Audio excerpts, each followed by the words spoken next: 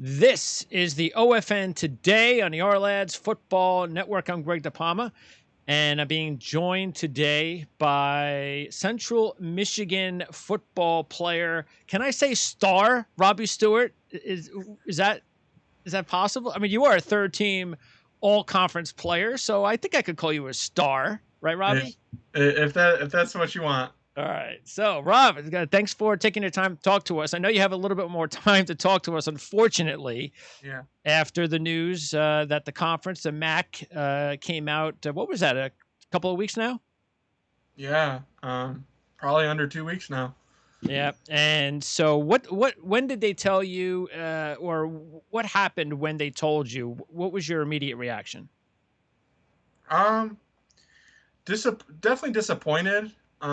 But it's not like it blindsided me. I think we all kind of knew that it was a possibility that we might not be playing this year. And with a lot of the things going on, and you know, I think we kind of knew it was a possibility. So when I saw it come through my phone, saw some articles, oh, the Mac is canceled, and then we get notification, hey, we're having a team meeting soon.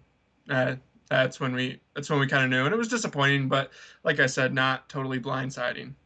Okay. So, what was the immediate concern on your behalf? Even though you knew it was kind of coming, what was your first concern? Oh, basically, what's going to happen? I mean, we didn't. While all the players kind of knew that this could be a possibility, we didn't know what would happen to us if it happened. We still don't really know how our eligibility is going to go. We still don't really know if there's going to be anything in the spring. We still don't really know the possibility of us doing any kind of football stuff in the fall now. Um, uh, they reassured us rather quickly that all of our scholarships and everything would still be intact and everything. But at the moment, I didn't quite know that either. I assumed, but I didn't know for sure. So And this is all very important because what a lot of people are wondering is if there is a spring football for the conferences that called it quits for the fall, that how would that impact the draft? And right. then obviously for the NFL and so forth. So a lot of what we're going to talk about here is conjecture, but hypothetically, let's say you're going to play in the spring and they tell you that you have a shot to be a late round draft pick or a priority free agent for an NFL team. How do you break down your decision when it comes to whether or not you think it's in your best interest to play? I mean, that's a tough one for sure because on one hand, you've got coaches and teammates and everything that you want to uh, you know, honor and stuff. But then you kind of got to look out for yourself too, because most of this stuff is a business at the end of the day, and everybody's got that dream to play at the next level.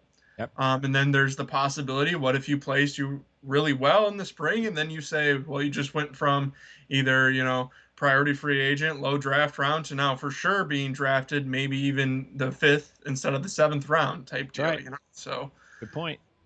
um, so I mean, if it comes to that, I don't know.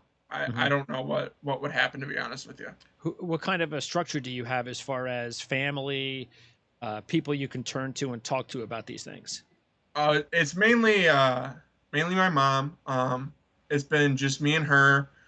Oh, since I was 7. I've got a girlfriend who I've been with for almost 6 years now, so that's pretty Wow. serious. Yeah, six yeah, years. Are you yep. engaged? No, we are not. You come on. You got to get Raz for having a girlfriend for 6 years without a ring. She's a Right, trooper. yeah, right. Uh, Um, so I mean that. And you're kind of right there. I'd have to absolutely consult a lot of the people around me, and it would matter too. Do you get to finish your education or not? That would also yes. be a big thing that would play a factor for me, because I'm trying to be, after I'm done playing football, I want to go to medical school, you know, and I don't have just an endless um, pool of resources. Everybody knows that medical school gets pretty pricey. That's So I right. mean, as much that I can get paid for as I can would be fantastic. So that would be your goal, your main plan would be find a way to play NFL, make some cash, even if it's just for a few years, and then use that cash to to up your education. And what exactly do you want to do? What is it neurosurgery? So not surgery. I want to be a neurologist. Neurologist. Okay. I'm guessing I'm a big guy and I kind of got the sausage fingers. So Okay. I don't think surgery is necessarily in my wheelhouse. Plus All plus right. by the time I'm done playing football, I think my fingers are going to be pretty through. I've already broken a few. So Uh-huh. mainly more on the research side. I'd love to get into football. The whole head injury deal is a huge topic, and what I find a lot of the time too is that it's highly under researched, and people are very undereducated on it, and that's simply because there's not very much credible information on it out Yes. there. Hmm. Um, so I would love to further that, and plus, if I could see patients who are also football players, if you got to sit down with a guy um, and tell him, hey, look, at the end of this, you might not be playing. I think that would be much easier coming from someone who's been in somewhat of the same shoes as them. You know what I mean? Absolutely. Having played before and not just, you know, some doctor who doesn't really know what, football means to them and everything. So, Absolutely. What about how many years it would take?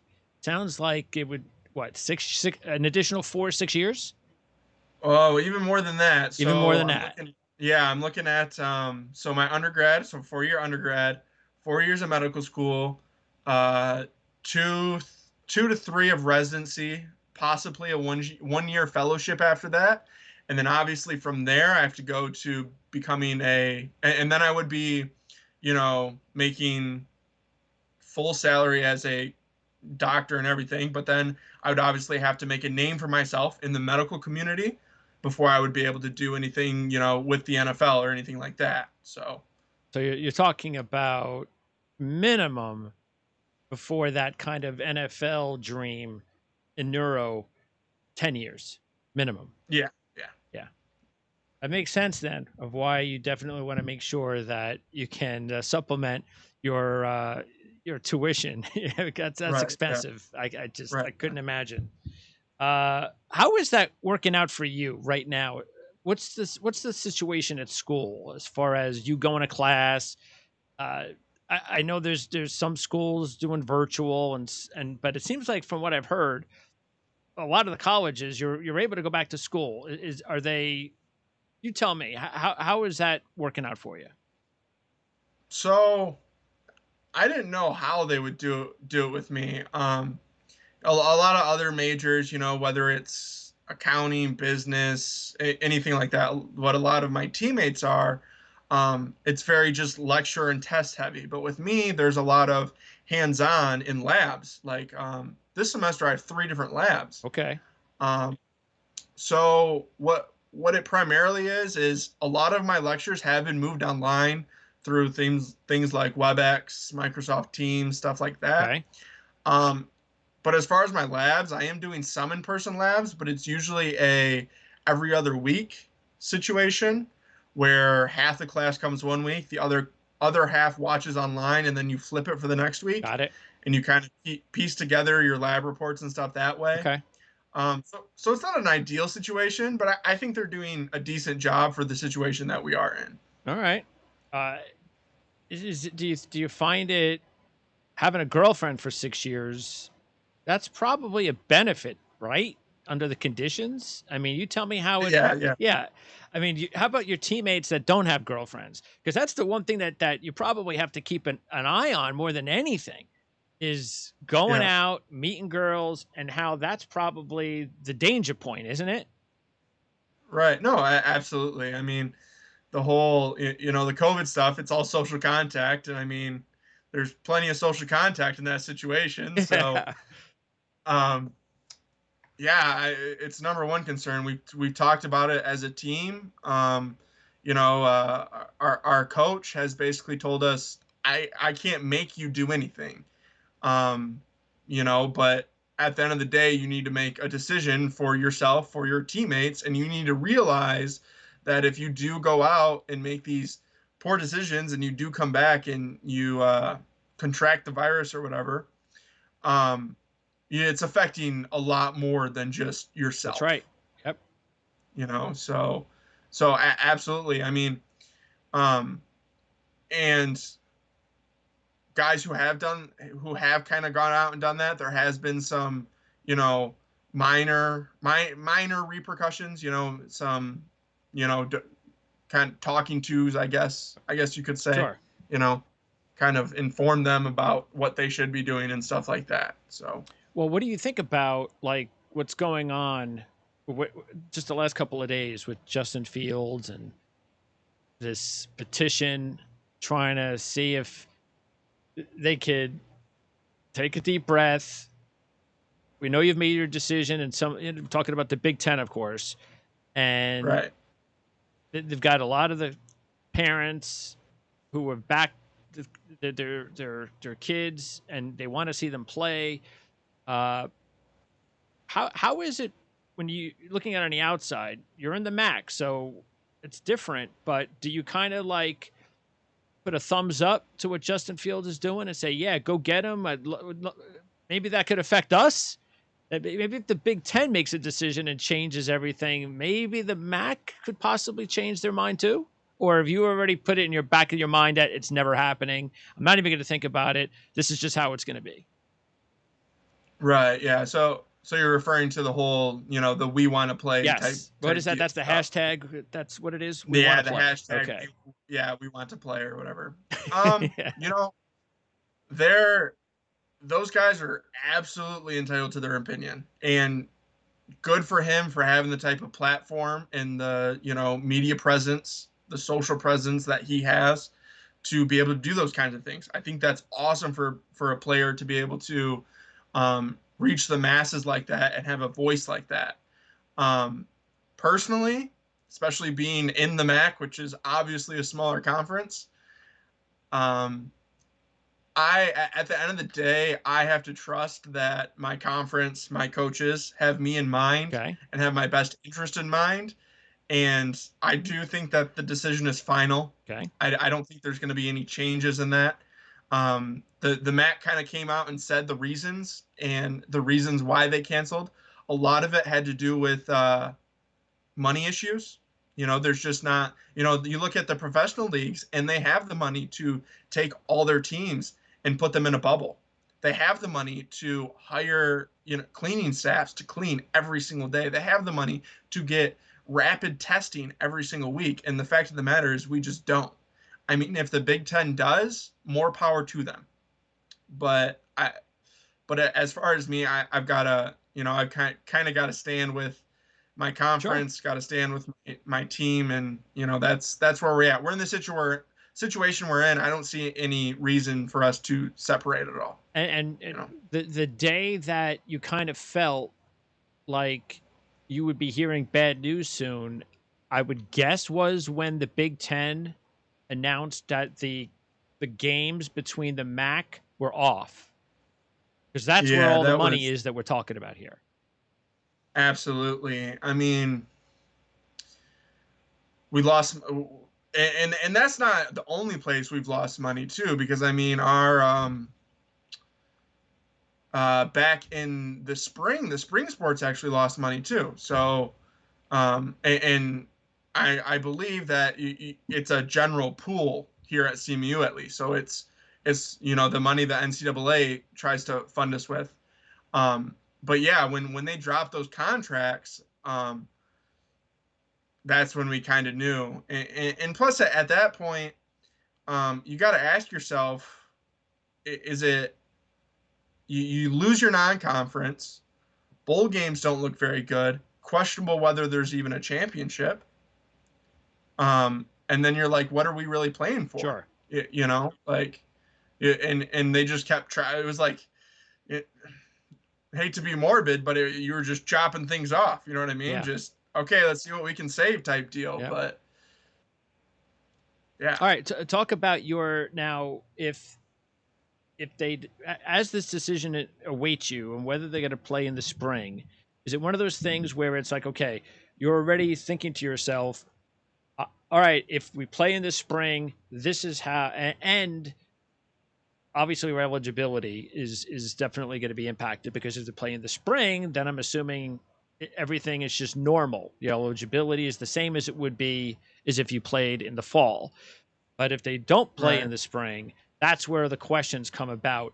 Do you look at it like as, okay, if either or happens, I kind of have my answers kind of set. Like I'm kind of anticipating that if I get this answer, this is how I have to react. Where if I get this answer, this is how I have to react. Yeah. I mean, And what um, would that be? Tell me what that would be if there was. Because I got to be honest with you, Robbie. I don't think they're playing in the spring. My, yeah, I'm going to be honest with you too.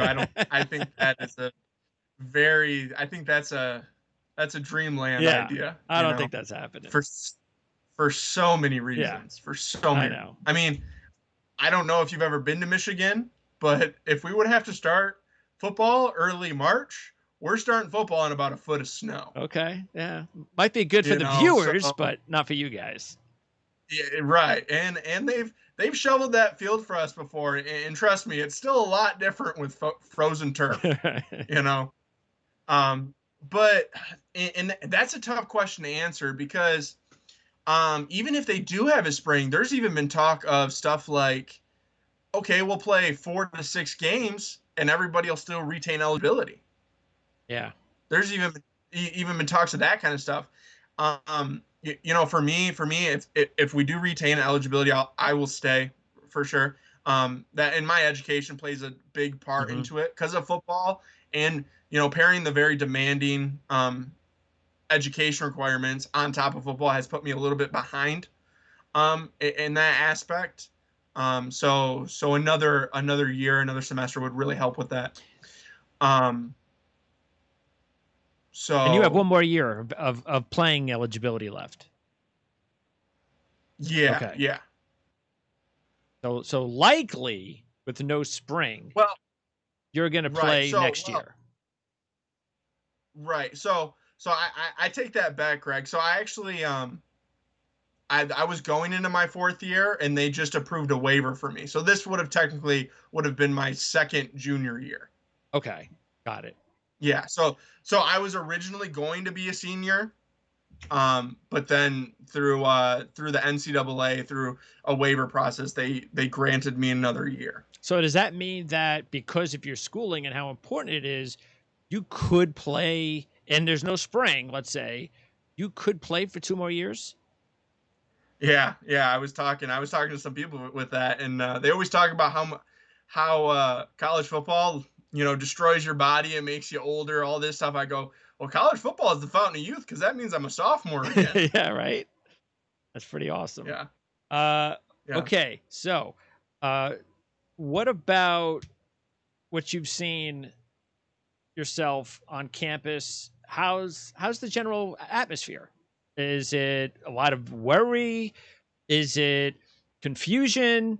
Do you understand? Because I'm assuming you guys have been educated enough to know that even though you guys are getting sick, that the percentage of people that are dying from the virus are older or with medical conditions and things of that nature. Is it all over the place as far as kind of, and then that's where confusion comes in. Right. So, yesterday, first day of classes for us, and I did have to go to campus. I had one of my labs yesterday. It was later in the evening, but I will say that campus seemed pretty pretty quiet for the most part. Like I said, it was later in the evening, so the main block of classes, I guess, were over. You can say, but it did seem pretty quiet, and I think that does have a large part to do with the whole virtual classes and everything. But there were people out. There were people out, and I think I and that's an interesting thing you say about the whole lower death rates Yes. in younger people and everything. Which that's true, obviously, but the problem is too is we know so little still, Sure. and we're seeing, um, maybe even if you don't potentially face death from the virus, if you do get it, you can come out the other side with some serious, long-lasting Hmm. repercussions. Um, that for me as an athlete, if I had decreased lung capacity, if I had heart damage, or if I had brain damage from a virus like this, it may end my career. Yes. You know what I mean? Sure. So so And your size too. That's I was yeah, yeah, yeah, yeah. We were talking about that with the NFL interior linemen and how many quality players that the Michael Pierces and so forth that we noticed. No, I'm taking off. Got to take off this year. yeah. And we just assumed that yeah, size definitely had a little bit more of an impact to some of those players. Absolutely. It's the it, oh, being a heavier, bigger guy, that would put you right into that overweight type risk category. There's more natural stress on your body, so therefore it's harder to fight a Yes. virus off. Yeah. That's What about have you been around enough guys yet on campus, your friends and so forth, where there is a prevailing thought of the attitude regarding this, or as again, is it an unknown still? Is it hard to kind of or do you see a certain number of people that kind of believe one thing, sort of like the country? Obviously, we're a very right, divided country right now for a lot of reasons.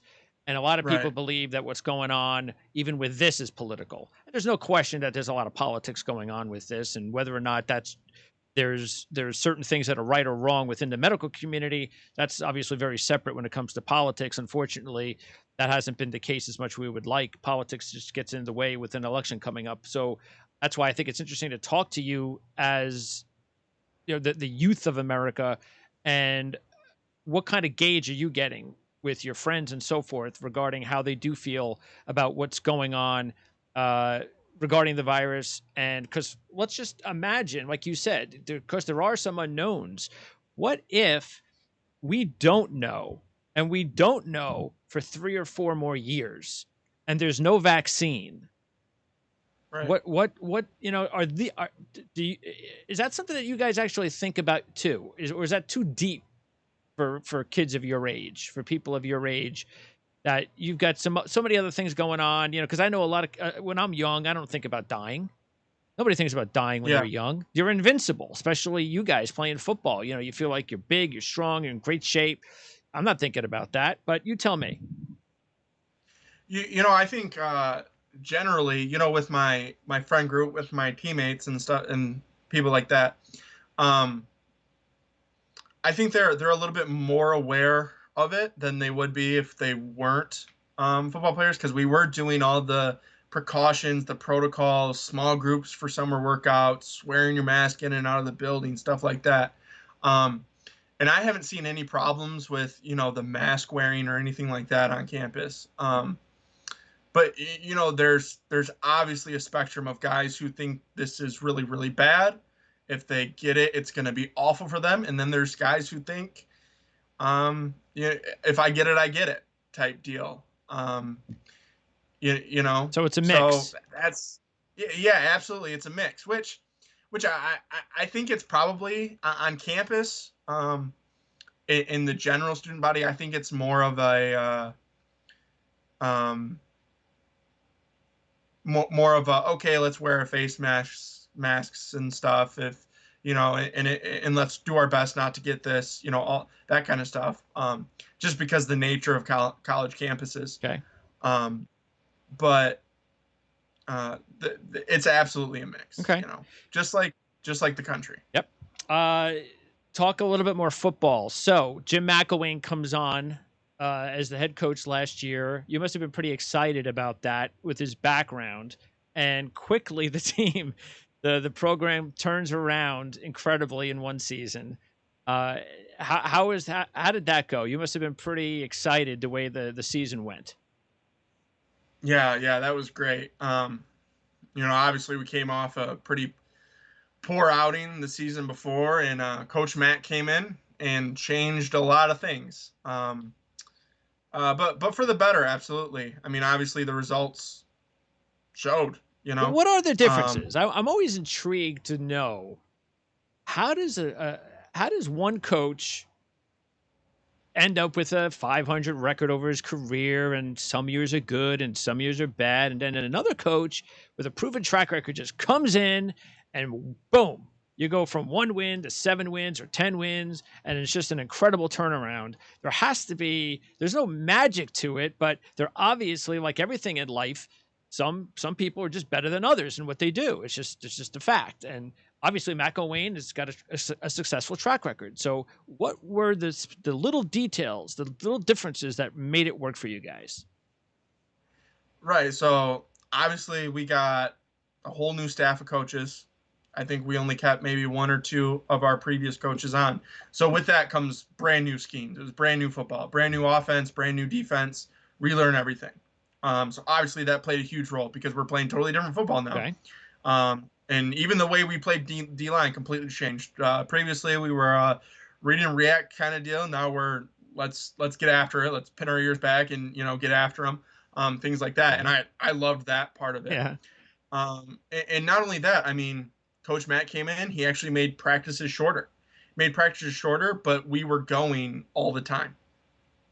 We were practicing all the time. You go from one drill to Yes. one drill, one station to one station. We would be doing 15 plays back to back type deal. Um, he he did a great job of overhauling our whole nutrition deal. Okay. He makes sure we get fed, which for a lot of Power Five schools isn't a big deal. It's kind of a given, but for some of the smaller schools, sometimes that's not in the budget, and he made it be in the budget. So that was fantastic. Um, and it was an attitude change Okay. too. So So there so wasn't you know anything, it wasn't necessarily anything that, like, technically, X's and O's wise during games, oh wow, this guy knows what he's doing, or this coaching staff knows what they're doing. And of course, prepping for games, film, and getting ready to take on teams, as compared to how the former coaching staff did the same thing. You think it was more of just everything combined, and it wasn't necessarily just X's and O's.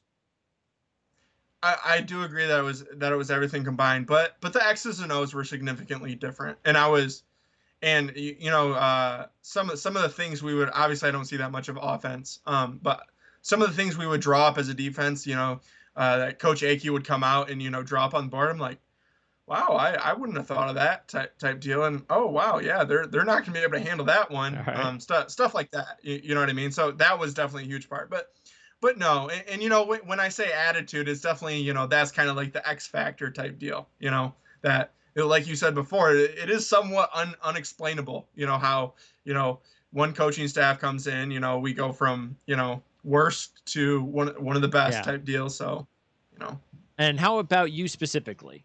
What really helped you become the player, become a third team MAC player? And if all goes well, when you do step out on the field again, more than likely a year from today, in that kind of time frame, that maybe you could be a first team MAC player. Right. For me, it was first of all confidence played a huge part for me. Um, Confidence and finally being at a place where I felt like I could do the things I needed to do on the field, and then having the freedom to do those things. Like I said, we got a new coaching staff, and Coach Hines became our new D line coach, and he really allows us to play in the we play in the scheme, but we play our style within the scheme, if that makes sense. Okay, sure. So it gives you that freedom as a player to play how you want to play and feel comfortable in there. Don't feel like you're um not necessarily being forced to do anything, but you don't feel uncomfortable in there. You feel like you can do the things, and you have the confidence to work the moves that you want to move that you want to do and things like that. So that was a huge part, was not only just maturing, but also um, having the freedom within the system. Okay. And what do you think you still need to do in order to become that player that you hope becomes at least, uh, a draftable uh, uh, player at some point next couple of years? Right. So I mean, I had like a decent season my previous season, but I think I left a lot on the table, just as far as you look the stat book or whatever. Okay. But as far as off the field, in the weight room, obviously, stronger, faster, more powerful. But then on the field too is a huge part with the technique piece. And that's something we focused on a lot more when the new coaching staff came in. A lot more hand work, a lot more get off type stances, a lot more hand placement. That's a huge part, and that's something I always try to work on is my hand placement and what you're doing with your hands, um, and your leverage, all those kind of things, activating your hips.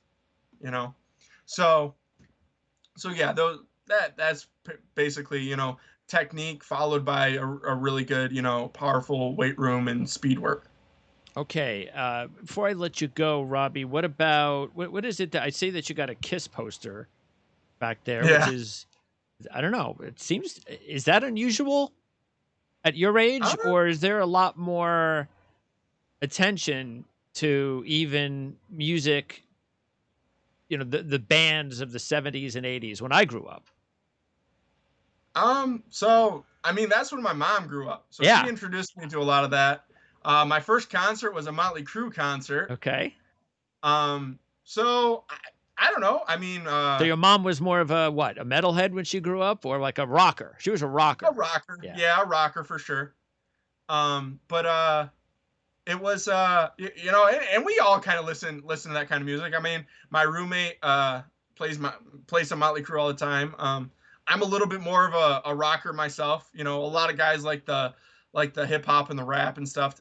Today, I'm Uh-huh. more of a um, rock and roll type guy. And not only just the old ones, the new ones too. So I probably am a little bit different, but that kind of music still gets played for Yeah, sure. there wasn't much hip hop when we grew up, but we did have the rock, and I think we kind of grew. See, we were kind of fortunate. We kind of grew up in an age where there was so many creative minds. There was so much that untapped potential in the world of music, that there were Right. so many new bands and so much new music. It was a great time to grow up, and that's why I find it interesting when I talk to kids of your age of what your process, what your thought is of the music that you're, because we always, I mean, even when we were I know when I was growing up, old music was like Frank Sinatra, like Right. really different old music. I would think Hmm. it would be different for you, because the music I grew up with, I don't know. I mean, I don't think that I'm one of these older. I mean, I'm in my 50s, not like I'm in my 80s, but I don't look at it as, oh yeah, I'm just delusional. Yeah, I mean, I'm sure kids are saying the same thing that I said about my dad's music, that it's old fart music. I can't imagine that's what you're saying about my music, because my music was Kiss. That's not old fart Right. music, is it? No, I don't think so. I mean, maybe some other people would think so. I mean, those guys, Gene Simmons, he's getting up I there, know, right? But I don't think so. I still like it. I think a lot of other people still like it, but I bet you'll find, 1-for-1 ratio Yeah. for kids who say, "Oh, I never heard this before. What is this Yeah, crap?" I You know what I know. mean? Stuff like that. Yeah. So That's who that's knows? another thing that's cool about YouTube, is when you see and you notice how many younger kids that have never seen like a classic movie that I grew up with, that might, how can you not have seen that movie? Or then you understand why, because there were so many movies that maybe they just didn't get around to because they're young, and I get that. But same thing with music. And what about you? When do you listen to or watch much sports on television or like on YouTube? I get that question a lot, and like people, like my friends, people I'll meet in classes, like, oh, did you watch this game, or oh, did you see this stat, this guy's stats, this guy's stats, and for the most part, I mean, I still like my Detroit Lions and stuff, even though times are rough, but Uh-huh. you're a Michigan kid, you gotta like the Detroit Lions, and I'll watch them. But as far as sitting down every single Sunday, I'm not huge into that because most of the time I'm watching myself. I watch hours and hours of Yeah. myself playing football, of the teams we're going against playing football, and the biggest thing I probably watch from professionals is the guys who play my position. You know what I mean? Makes As sense. more of player study of what I can do rather than Absolutely. you know watching all kinds of games. I mean, I still enjoy a football game. Don't get me wrong, but as far as making sure I got to see every Sunday game, that's not a huge priority for me. Well, I mean, that actually doesn't surprise me. I mean, you're talking about somebody who understands he's going to have to spend many, many years of more schoolwork uh, regarding the profession that you want to get into. You still potentially also, in order for you to get to that dream, you're going to have to work your butt off physically and mentally to get into the NFL. I don't. Sometimes I think about that. And I look back at when I was your age, and I'm like, sometimes I don't even know how you guys do it. I mean, when I was now maybe if I had the goals that you have, it'd be different. But I know there's a lot of kids your age that they go to school and they're not even thinking about work and they just screw around and but you have you're a very mature person for your age for a reason, and the goals that you have set forth for yourself, it's just amazing the amount of time that you have to put into this, and I just don't know where you have time for other activities. I just don't. Yeah, I mean, you make time. I mean, I get that a lot, and in the goals, I'll be honest with you, that comes straight from my mom. She made sure that I knew I could do anything. I had all the options open to me, and she made sure that in life I would have all the options open for me too. I mean, I didn't come from any sort of wealthy background or anything like that. Just single mother household, all that kind of stuff. But she made the sacrifices herself to make sure that I had the opportunities to do whatever I wanted. And I think a huge other part is you don't make things optional. That's what I always say. You don't make things optional. It's not an option. You just get it done. Whatever you got to do for that day, you get it done. It's not an option whether you do it or not. You just get it done and you find a way. Great mindset. Maybe cliche, maybe cliche, but Hey, it is what it is. absolutely. Well, but you have to do that, and that's why I'm saying. I mean, you got to be focused. It's tough because if you do want to be in the NFL, everybody talks about the superstars, but the superstars, as we all know, do not make up the percentage of players in the NFL. It's the Right. guys that play for a few years. It's the guys that get drafted in the middle rounds and priority free agents or just general free agents. Those are the guys that make up the majority of the NFL. And so and it takes a lot of hard work too. And you know that because to have superstar quality talent is one thing. You don't have that. So in order for you to get to the NFL, you got to work twice as hard. Right. Yeah. And then of course you've got your other dreams too, which are really your main goals, and that's going to be even harder. You find that to be hmm harder, I would think, than football. Um, Depends on the day, honestly. I mean, Depends on what you're learning that specific week or the specific. right. Okay, it sounds hard to me, but then again, Yeah. I mean, some of it's hard. I mean, I will say, I'm gifted. I'm gifted to pick up things rather quickly. that's I don't great. think I'd be able to do what I'm doing if I wasn't. Yep, Um, good point. but but I mean, football can be just as challenging. I mean, it's one thing to go sit in a classroom every day, but you don't have to be necessarily prepared for a classroom. You know what I mean? Going out to football practice every day, you better be That's prepared. right. You better be ready, or else it's not going to be fun for you. Yeah. They talk about playing football is fun. If you're not ready, it's definitely not going to be fun for you. So, Excellent point, Robbie. Great talking to you. and I'm hoping we'll be able to do this again. Best of luck with playing football at some point. We're both guessing it's going to be next fall, but time will go fast. Hopefully we'll talk again at some point between now and before you lace it up again, and then we can start talking football. We can Yeah. start talking about opponents, and maybe we could even hook up before your next season, and maybe even do this, on a weekly basis where we can talk about how the season's going. Yeah. Yeah. It'd be Yeah, cool. that'd be a lot of fun. Robbie, I appreciate it. Sounds like you got a good head on your shoulders. Your mom did a great job, and we look forward to talking to you again sometime soon. And we'll spread this show around on social media, and hopefully you'll be able to do the same. And we'll find out what your friends think about your appearance here on our show. All right. You think Thanks, you did a Greg. good job, Robbie? I hope so. All right. Thanks, Rob. We'll talk to you next time. Thanks. Yep. Absolutely.